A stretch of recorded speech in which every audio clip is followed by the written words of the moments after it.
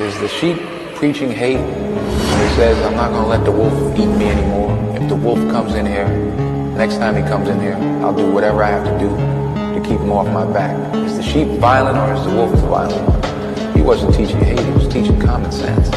You know, somebody's knocking you over the head, stop him. Do whatever you have to do to stop him. You know, the ones that were knocking him over the head were afraid of the fact that he might swing back. So they said, no, he's teaching hate, he's violent.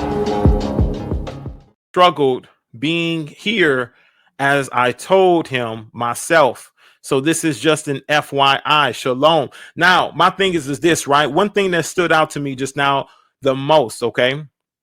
One thing that really stood out to me is that after his brother said that you need to tell Pastor Dowell in person, he goes on to say that this Sabbath meeting was called within a week after he had the discussion with his brother Greg. Now, if this does not smell, y'all smell that? Do y'all smell that? Yes,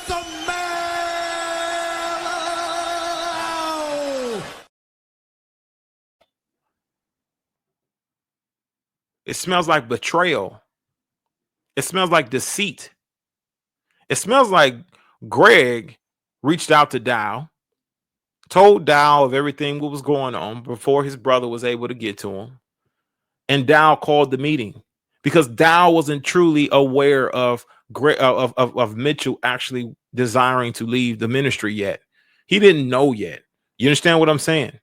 And so someone had to reach out to him. Somebody had to let him know that this was taking place so he can be able to call this meeting within the week. Now, after the having conversation, what we just read, he had the conversation with his brother, right? And his brother told him to hold off until he told Dowell in person and not over the phone. He didn't want him to tell him over the phone. Then he sees this video dropped calling. He didn't know that this was going to come out. So he had no recollection of it. So that means that he never even spoke to Dowell just yet.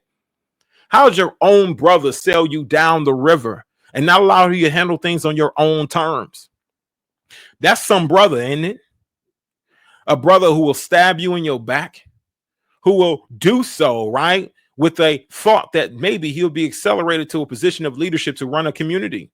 Maybe he thought this whole time that his submission to his younger brother was something that was beneath him, that he's always harbored in his heart some sort of form of disappointment in the situation and the determination for him to be leader over himself, since he was the older brother.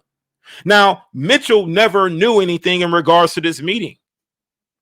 He never knew anything. Mitchell didn't say anything to Dowell. Who told Dowell? Who told Dowell that this was going to be taking place? And why did Dowell just this upward decide just to start to call for a meeting now all of a sudden? This is what you got to face in a ministry for the cutthroat Negroes. The type of Negroes that'll betray you in a heartbeat. You understand what I'm saying? I'm not playing. This is an abundant thing. This is not something that's isolated. This is not isolated to KYE. You understand what I'm saying? This is an abundance of wickedness that goes on. Do I need to get a second witness? You think we forgot, Kabeer? Huh? We ain't forgot. We ain't forgot how much you said you love Brother Jordan and Brother Ryan. We ain't forgot. You think we forgot? We ain't forgot how much you said you love Straitway and Brother Jordan and how they sacrificed their life for you and how you would do the same for them. We ain't forgot, bro. You think we forgot? Now the commitment, the love that I see here at Straitway is off the freaking chain.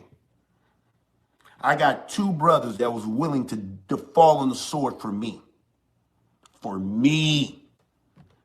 Not one single Christian would have ever done that for me. Not one.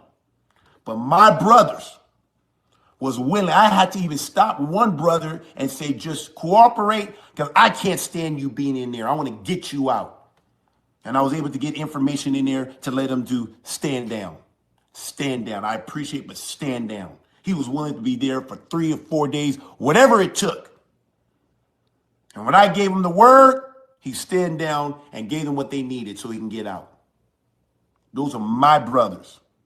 And I will do the same for them. Christianity never. I'm telling you, when I'm telling you, being part of Straitway, I have never experienced any type of loyalty to Yah, to each other, the love to be willing to die for one another. One has never even been in jail before and was willing to do that. Can you believe that? 2 Caucasian brothers went to jail and the black one got to walk free. That part was comical, to be honest with you. So, guys, this is all I wanted to tell you guys. I didn't want this to be long, but I want to remind you. I was telling this to Bree this morning. Don't be offended. Don't be offended. And I'm going to show. Don't be offended. You see how abundant this betrayal is in this ministry. You just heard a man who said how much he loved Brother Jordan and Brother Ryan and Straitway, and how they were willing to die for him, because he actually tapped his own chest. He said they were willing to die for me. Listen, he actually set them 2 guys up. He set them up. They took the rap. They went down for this man, went to jail for this man. You hear the level of betrayal. He didn't even give him the satisfaction of giving him something that was good enough to start his life over with. As much as he produced for him and sacrificed for him. You see where the level of betrayal comes in at? Yes. My thing is this, right? When we're taking a look at all of this evidence that has come across my desk over the last, 24, 48 hours in regards to the situation over there in KYE, I have gotten wind to a lot. And one of the things that has been already informed to me by, right, in regards to another brother who will remain undisclosed, listen, he informed me that community has been split down the middle. And Greg is one of the ones who stayed put. He stayed with Dowell, stayed loyal to Dowell, and he did not move. You understand what I'm saying? How much betrayal is that of a brother who will literally stab his own brother in the back in order to obtain a position of leadership? To obtain a position of leadership, this only smells like betrayal. You understand what I'm saying? It doesn't smell like anything else. It does not seem like it could be anything else. They had a conversation, as you heard, right? From the horse's mouth. He wrote it himself. They had a conversation in regards to the situation and how he felt about leaving Straitway Truth Ministries. And instead of his brother saying, listen, wherever you go, I'm going to go. Wherever you go, I'm going. He preferred to stay with a man who's actively demonic and manipulating the masses. You understand how wicked this truly is? And stabbing his own brother in the back in order to obtain a position of power, of authority, of leadership. I guess whatever he could gain from this man, Dowell, was more important than his own brother. My thing is this, right? How sad is this? And me personally, I wouldn't wish this on anybody. I don't care if I have disagreements or outs with Mitchell. You know what I mean? I wouldn't wish this on him. His decision to make a choice to leave and vote with his feet, I can respect that. Best decision that he's made since he's been there. Besides starting that beautiful family that he has and serving the Most High Yah. This was probably one of the the best decisions that he's made. And I hope that his family is just going to stay with him, stick with him, and support him in the choices that he's making. But I'm hearing that there is him and a deacon who's left. And only one guy who should have been also gone. Teacher Gregory.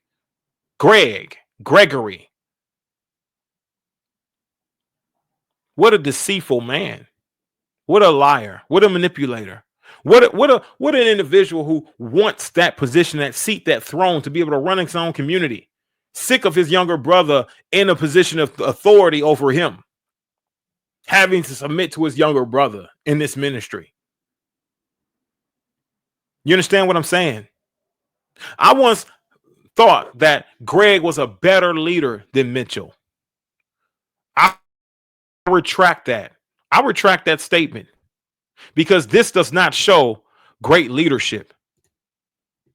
This shows that you are a dog Greg. It's loyalty. My brother will always come before anybody. You understand what I'm saying? A brother who's been loyal to me will come before anyone. I don't care what the circumstances is. You stick close to your brother. But instead, he decides he wants to leave. And he wants to join up with Dowell and take over, right? In fact, based on the description, like I just read here, that Mitchell said after the conversation with his brother, right? Within the last 2 weeks, I've wanted to make this decision known, but was encouraged by my brother to hold off. His brother been saying hold off, to hold off and tell pastor, right, in person and not over the phone. Then I see this video dropped. He already suspects his brother is the one who ratted him out, who didn't allow him to approach this thing on his own terms, on his own grounds. He could at least afforded him the right and the ability to approach this conversation in a way that he deemed to be worthy, rather than forcing the conversation to be done, to be had. Listen, this only I hope you guys smell what I'm smelling here, because you already know I had to go and do my investigations on this situation.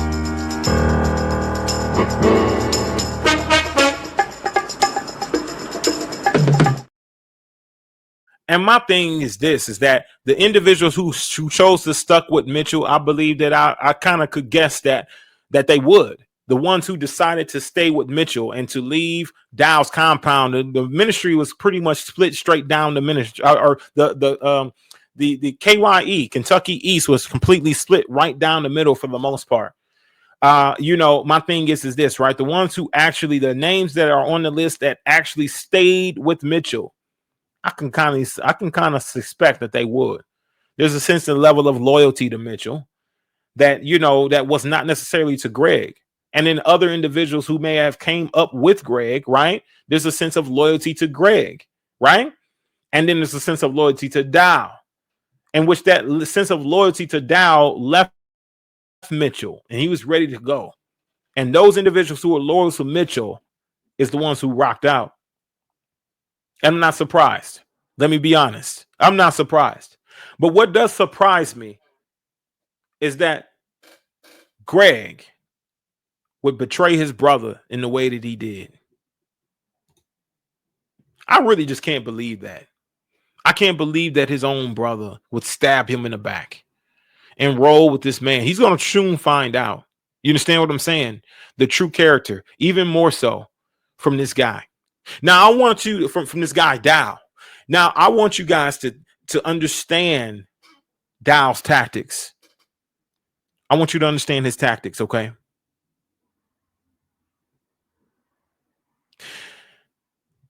His tactics is to not be very interactive with the communities. You understand what I mean? Even though before he was supposed to be very active, he was supposed to be very hands-on with the leadership in these communities, but he decided to relieve himself, to remove himself from any real activity. You got to understand why he's deciding to do so. The level of investigations and lawsuits that will come upon these communities in regards to child abuse, in regards to all these other accusations that are being placed upon these communities. He wants to relieve himself from those accusations. He wants to remove himself from any guilt. So if he doesn't know anything about what they're doing over there, these leaders, and what's taking place over there, if he doesn't know anything about it, if he can hang on plausible deniability, meaning I didn't see nothing, didn't hear nothing, if he can be able to hang on that, then guess what? It will relieve him of all prosecution. He won't be somebody who they come and investigate. You know why? Because he does not have direct lines of communication. He don't really talk to them like that. And he keeps making that edict known that he does not have very much access to these leaders that's on these communities. So anything could be taking place. And guess what? He himself will not be a party to it.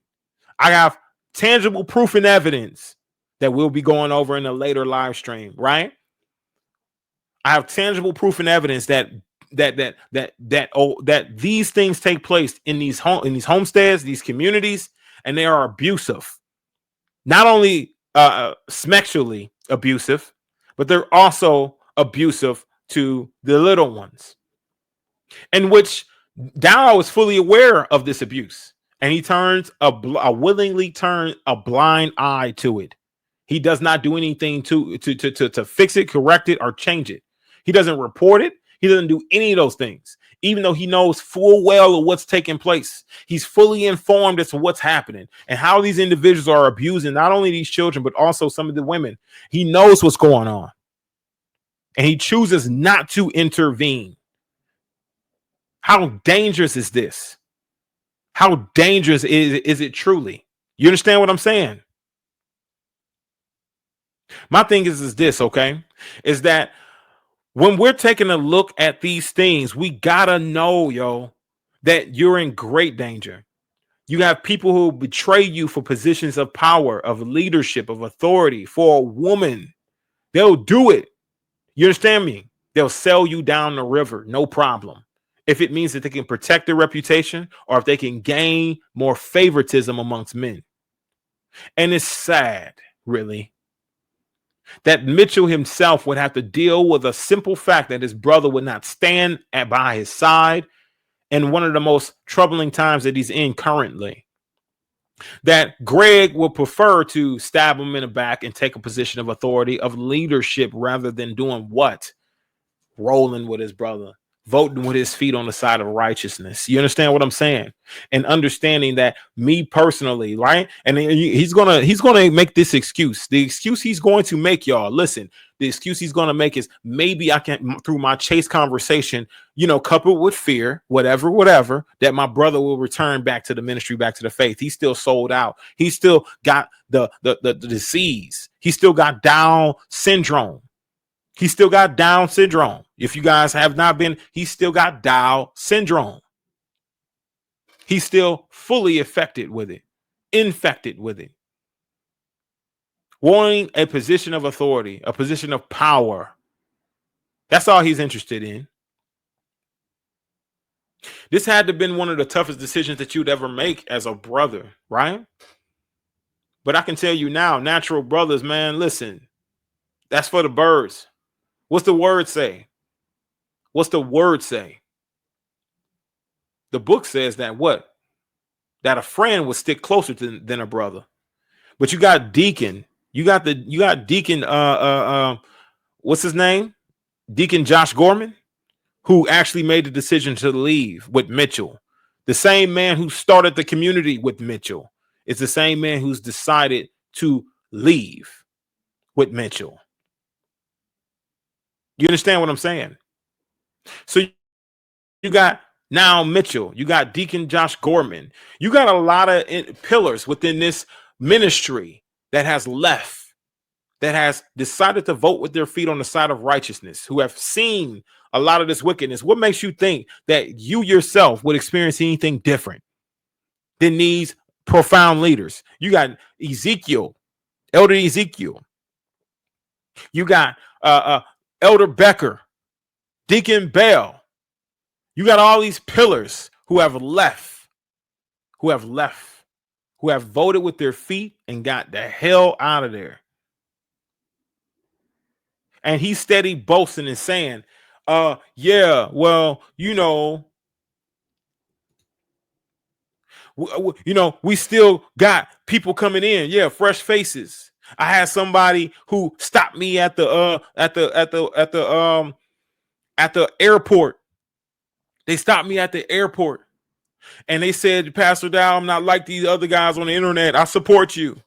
He's telling you all these things, selling all these wolf tickets. Like people are still interested in his assembly, still interested in his ministry. Just letting you know how deceived he truly is and how the level of deception he wants to put you under.